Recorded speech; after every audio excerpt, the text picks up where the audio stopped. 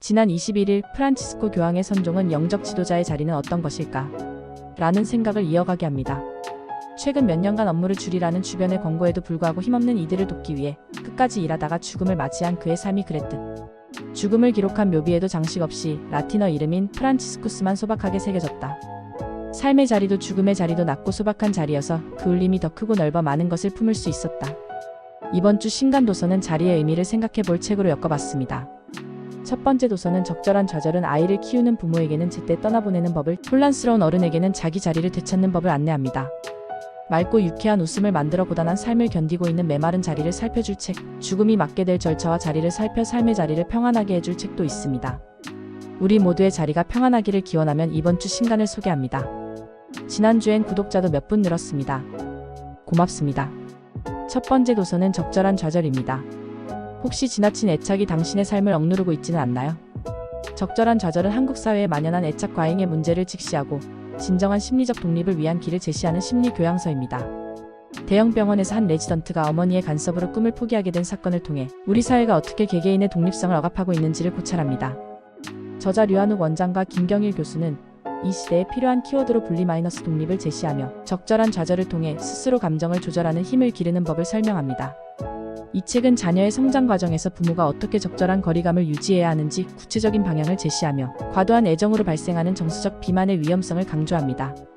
나아가 부모로서 그리고 한 개인으로서 감정을 인식하고 타인과 건강한 관계를 형성하는 법을 탐구하고 우리 안의 나르시시즘과 책임 회피 문제를 해결할 방법을 제공합니다. 이 책은 특히 아이를 키우는 부모에게는 제때 떠나보내는 법을, 혼란스러운 어른에게는 자기 자리를 되찾는 법을 안내합니다. 두 번째 도서는 대머리는 수영모를 쓰지 않는다입니다. 높은 우울증과 자살률 속에서 웃음은 점점 메말라가고 있는 요즘입니다. 고단한 삶 속에서도 맑고 유쾌한 웃음을 찾아낼 수 있으면 좋겠습니다. 대머리는 수영모를 쓰지 않는다는 16년차 예능 작가 이휘의 유쾌한 철학을 담은 산문집으로 웃음에 메랄라가는 현대인들을 조금이라도 위로할 책입니다. 책은 작가의 수많은 실패와 고난, 그리고 그 속에서 발견한 작은 웃음들을 이야기하며 삶을 긍정적으로 바라보는 태도의 중요성을 강조합니다.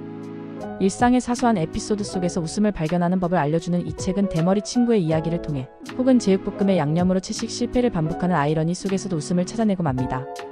그리고 저자는 이것이 바로 인생을 조금 더 살만하게 만드는 방법은 아닌가? 라는 질문 혹은 권유를 우리에게 던집니다. 단순히 웃고 넘기는 메시지라기보다는 슬프고 괴로운 순간들을 충분히 헤아린 후에 결국 웃음과 다정함을 찾자는 제안을 담고 있습니다. 이휘의 솔직하고도 유머러스한 글은 독자들에게 삶을 긍정하는 관점을 선사합니다. 오늘의 고난을 견디며 내일의 기대를 품고 싶은 사람들에게 이 책은 든든한 친구이자 위로가 될 것입니다. 대머리는 수영모를 쓰지 않는다를 통해 세상의 다양한 측면을 다시 보고 진정한 웃음을 찾는 여행을 시작할 수 있기를 바랍니다. 세 번째 도서는 죽은 다음입니다. 삶과 죽음은 어떻게 연결되어 있을까요? 이 책은 현대사회에서 죽음이 어떻게 상품화되고 있으며 그로 인해 죽음에 대한 우리의 인식이 어떻게 변화하고 있는지를 탐구합니다. 죽음은 과거보다 더 흔해졌지만 우리는 여전히 죽음에 대해 잘 알지 못합니다. 병원에서 태어나 병원에서 죽음을 맞이하는 것이 보편화된 시대에 이 책은 좋은 죽음을 위한 조건이 단지 개인의 문제가 아니라 사회의 법, 제도, 문화와 깊이 얽혀 있음을 강조합니다. 특히 장래가 시장화되고 있는 현실 속에서 장래 노동자들의 시선으로 들여다본 죽음. 이면의 이야기는 죽음이 단순한 절차 이상의 의미를 지니고 있음을 깨닫게 합니다. 나아가 다양한 장래 문화와 대안적 장래 사례를 통해 죽음에 대한 관념을 확장하고 개인의 삶이 존중받는 새로운 장래 문화를 고민하게 합니다. 죽은 자가 산 자를 구한다는 메시지는 죽음이 단순한 끝이 아닌 새로운 삶의 가능성을 열어주는 계기가 될 수 있음을 상기시킵니다. 결국 삶과 죽음은 연결되어 있으며 죽음을 대하는 태도는 살아가는 방식을 반영한다는 점을 우리에게 일깨워줍니다. 이 책은 삶과 죽음, 그리고 그 사이의 사회적, 문화적 맥락을 깊이 있게 이해하고자 하는 독자에게 큰 통찰의 기회를 제공할 것입니다. 네 번째 도서는 11시 14분입니다. 어떤 날의 아침을 시 한 편으로 시작하는 건 얼마나 근사한 일일까요? 시적절 시리즈는 당신의 일상 속 어느 순간이든 따뜻한 시와 산문으로 채워줄 책입니다. 이 시리즈는 매달 다른 시인이 각자 맡은 달의 특성과 감성을 담아 하루 한 편씩 시와 글을 창작해 1년 365일 동안 독자들에게 소소한 즐거움과 깊은 사색의 순간을 선사합니다.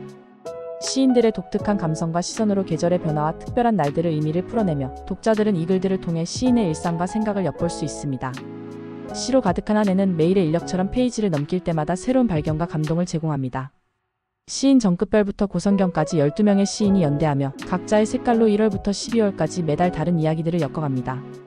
시와 산문이 어우러진 이 책은 단순한 시집을 넘어서 인생의 다양한 순간과 감정을 이해하고 함께하는 여정이 될 것입니다. 제철 음식이 있듯 제철 책도 있다는 발상으로 시작된 이 시리즈는 언제 읽어도 좋지만 매달 하루하루를 따라 읽으면 더욱 특별한 만족을 선사할 것입니다. 시 한 편, 산문 한 토막이 당신의 하루를 얼마나 풍요롭게 할 수 있는지 경험해보세요. 5번째 도서는 어떤 모자를 쓸까? 입니다. 모자는 왜 쓸까요? 단순히 멋을 내기 위해 아니면 추위를 막기 위해서인가요? 혹은 머리에 쓰는 모든 것이 모자에 속한다고 볼 수 있을까요? 어떤 모자를 쓸까? 는 이런 질문에 대한 답을 찾아 떠나는 흥미로운 여행입니다. 이 책은 세계 여러 나라의 모자에 얽힌 역사와 문화를 탐구하면서 쉽게 알 수 없었던 신기한 사실들을 알려줍니다. 예를 들어 중세 성직자들이 정수리를 가리기 위해 쓰던 주개토는 하느님에게 자신을 바친다는 의미를 담고 있습니다. 비버 가죽 모자의 유행은 북아메리카 대륙에 대한 유럽의 식민지 확장을 이끌었다는 사실을 품고 있습니다. 또한 여성들을 보호하기 위한 이슬람교의 히잡과 부르카, 못생긴 얼굴을 가리기 위한 보닛 등 모자를 둘러싼 다양한 이야기가 펼쳐집니다. 이 책은 단순한 패션 아이템으로 여겨질 수 있는 모자에 대한 생각을 확장시켜 다른 문화와 역사를 배우고 이해하는 데 큰 도움이 됩니다. 모자의 흥미로운 세상에 발을 들여놓고 싶은 독자라면 이 책을 통해 검은 고양이를 따라 모자 이야기를 즐겨보세요. 모자 속에 담긴 세계의 역사와 문화가 새로운 시각을 선사할 것입니다. 이번 주 신간은 어땠나요? 마음을 움직이게 한 책이 있다면 근처 서점에 가서 둘러보세요. 서점엔 훨씬 다양한 책들이 기다리고 있습니다. 영상 끝까지 시청해주셔서 감사합니다. 좋아요, 구독은 영상 제작에 큰 도움이 됩니다. 감사합니다.